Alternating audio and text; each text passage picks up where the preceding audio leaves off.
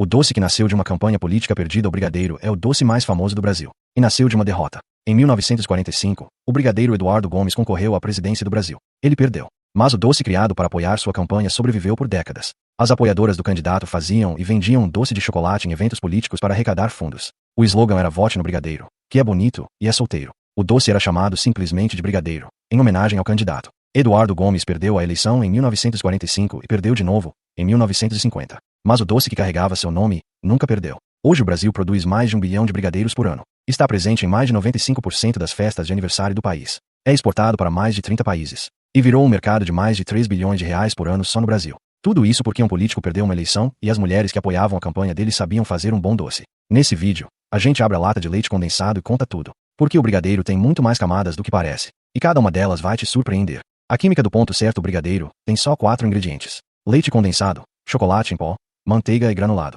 Parece simples, mas acertar o ponto é uma das coisas mais difíceis da confeitaria brasileira. O que acontece na panela é uma reação química chamada de reação de Maillard combinada com caramelização. O açúcar do leite condensado aquece. As proteínas do leite reagem com esse açúcar e criam centenas de compostos novos de sabor e cor. É por isso que o brigadeiro cru e o brigadeiro no ponto têm sabores completamente diferentes. O ponto é definido por temperatura, entre 118 e 122 graus Celsius. Abaixo disso, fica mole demais e não enrola. Acima disso, resseca e fica granulado. A avó que fazenda brigadeiro há 40 anos não usa termômetro. Ela usa o teste da colher. Passa a colher no fundo da panela. Se abrir um caminho que fecha devagar, está no ponto. É um termômetro humano igual ao do pasteleiro. Desenvolvido por repetição, não por manual. A manteiga tem uma função específica. Ela cria uma barreira de gordura que impede a cristalização do açúcar. Sem manteiga, o brigadeiro açucara. Fica com aquela textura arenosa que arruína tudo. Com manteiga na quantidade certa, a textura fica cremosa e uniforme. 4 ingredientes. Centenas de reações químicas. Um resultado que o mundo inteiro reconhece. A simplicidade esconde uma ciência inteira.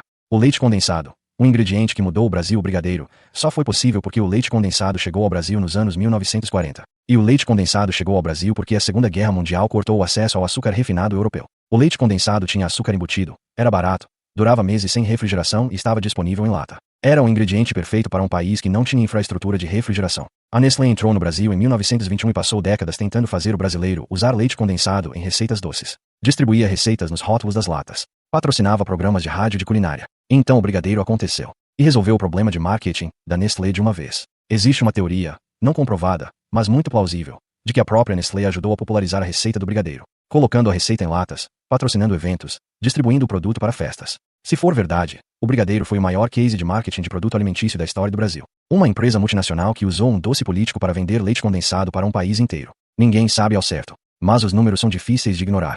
O brigadeiro gourmet.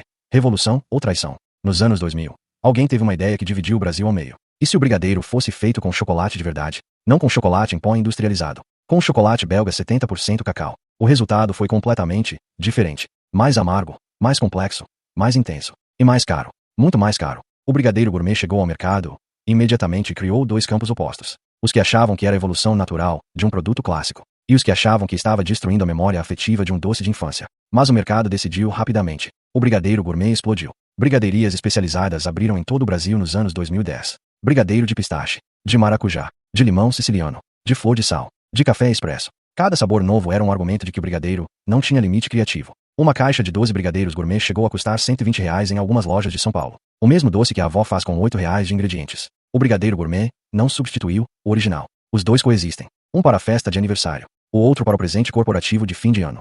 Os sabores que você não sabia que existiam. O brigadeiro de chocolate é o clássico.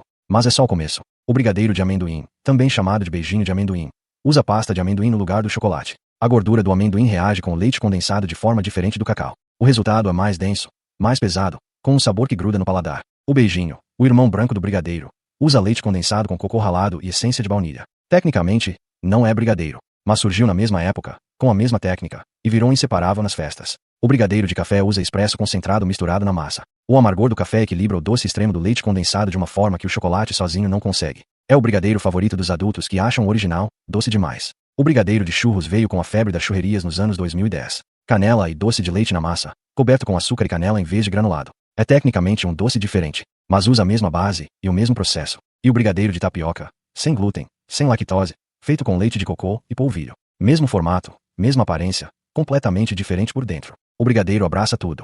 É o doce mais democrático que existe. O brigadeiro como negócio, um empreendedorismo de panela. O brigadeiro é o produto de confeitaria mais empreendido do Brasil. Mais de 500 mil pessoas no Brasil vendem brigadeiro como fonte de renda. 500 mil. Com uma panela, um fogão e leite condensado. O custo de entrada é praticamente zero. Os ingredientes custam menos de R$ 15 por lote. Um lote produz entre 40 e 50 unidades que são vendidas a R$ 3 cada. Margem de mais de 600% com ingredientes simples e técnica básica. Durante a pandemia de 2020, o número de vendedores de brigadeiro cresceu 40% no Brasil. Pessoas que perderam o emprego encontraram no brigadeiro uma saída rápida e viável.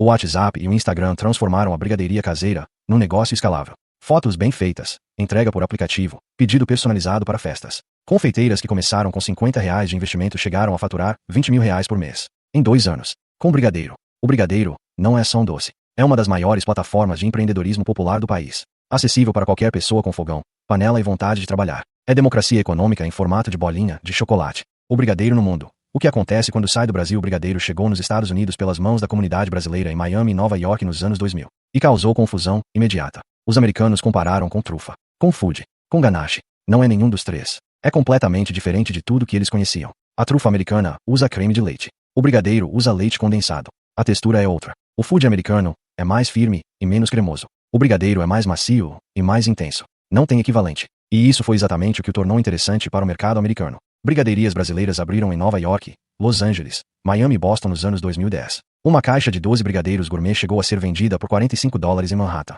Em Portugal, o brigadeiro já é tão comum quanto o pastel de nata em algumas regiões. Os portugueses adotaram sem resistência. Faz sentido, já tinham leite condensado na cultura deles. No Japão, onde qualquer coisa brasileira relacionada à comunidade Nikkei tem audiência garantida, o brigadeiro virou produto de confeitaria boutique. Vendido em caixinhas individuais com design japonês minimalista. O mesmo doce de festa de aniversário de subúrbio brasileiro virou produto premium de presente em Tóquio. É a economia da raridade funcionando de novo. O que é comum aqui vale ouro lá fora. E o brigadeiro tem tudo para se tornar o próximo produto brasileiro a conquistar o mundo. Só precisa de alguém com a mesma visão que o surfista californiano teve com o açaí. Fechamento. O que o brigadeiro realmente é? O brigadeiro é provavelmente o objeto mais carregado de memória afetiva do Brasil. Não existe brasileiro que não tenha uma lembrança específica ligada a ele. A panela lambida na infância. O aniversário da turma. A festa de formatura. O velório onde alguém trouxe uma bandeja. O brigadeiro aparece em todos os momentos. Os felizes e os difíceis. É o único doce que o Brasil usa para celebrar e para consolar ao mesmo tempo. E ainda carrega uma história que a maioria nunca parou para pensar. Nasceu de uma derrota política. Sobreviveu porque era gostoso demais para ser esquecido. Foi democratizado por um ingrediente industrial que uma multinacional queria vender mais. Virou negócio para 500 mil de pessoas que precisavam de renda. E ainda está se reinventando. Com chocolate belga. Com café.